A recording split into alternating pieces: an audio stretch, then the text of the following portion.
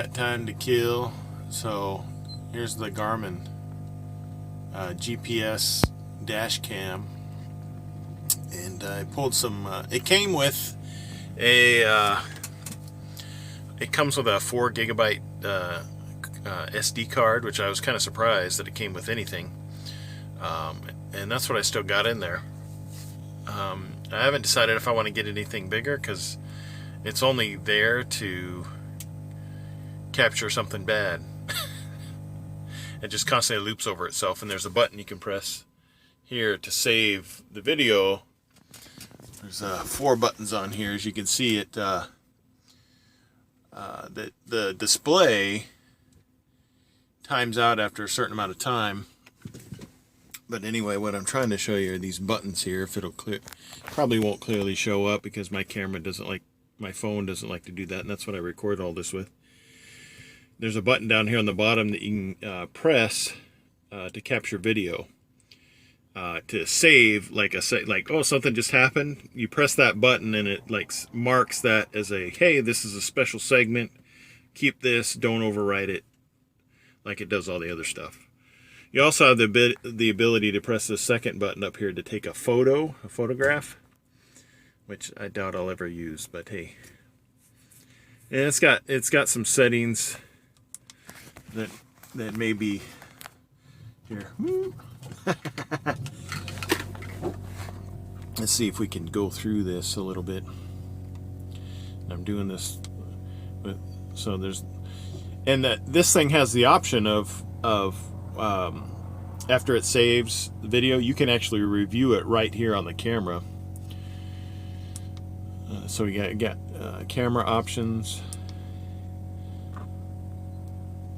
I'm sorry, I wish it would focus. So yeah, it's got all these warning systems, event detection on, data. So you can kind of see how my settings are set up.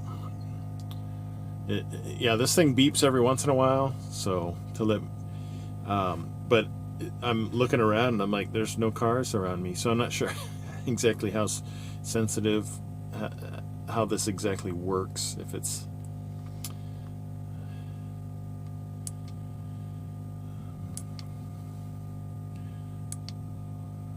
yeah, so.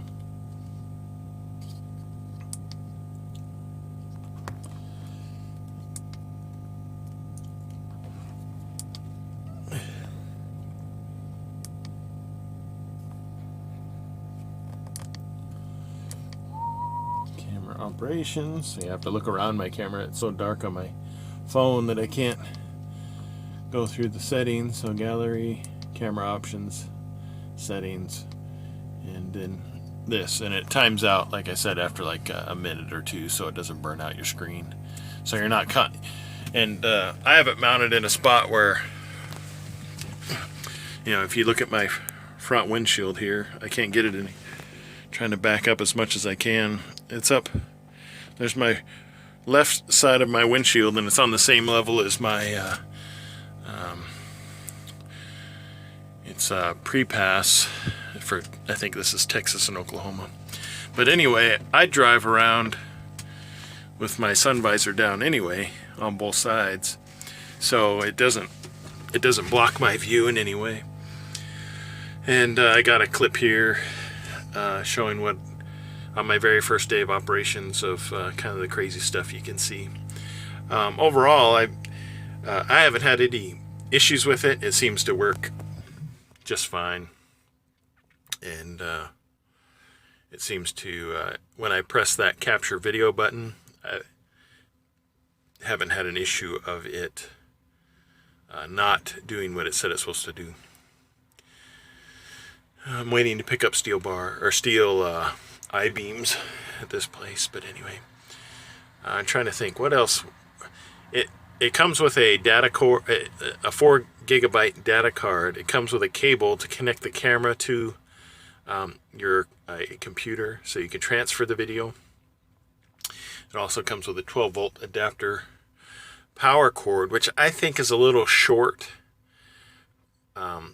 for what a truck driver would use. I want to say it's a good maybe 5 feet or less.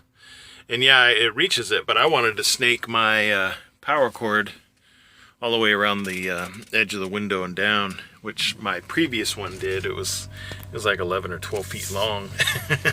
Worked out great. This one doesn't, so I make do, and it does what I needed to do. I'm not trying to make movies with it or anything. It's just there in case there's an issue. I can press the record button and say, hey, I have video of my side of the story.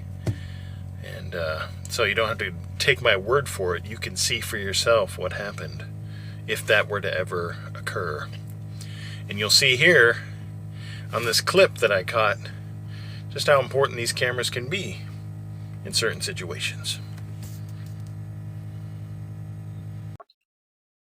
Okay, the on-ramp, if you can see the truck coming onto the on-ramp, it is spilling fuel out of its fuel nozzle all over that white line as he entered the highway.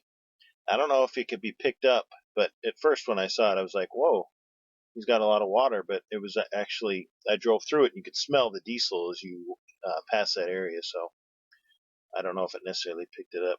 Here is I'm in what you call a construction zone, but we're doing the speed limit because the signs aren't flashing to slow us down at this particular time. So oftentimes you go through construction and or construction designated areas that don't currently have construction going on, so they don't necessarily slow down traffic.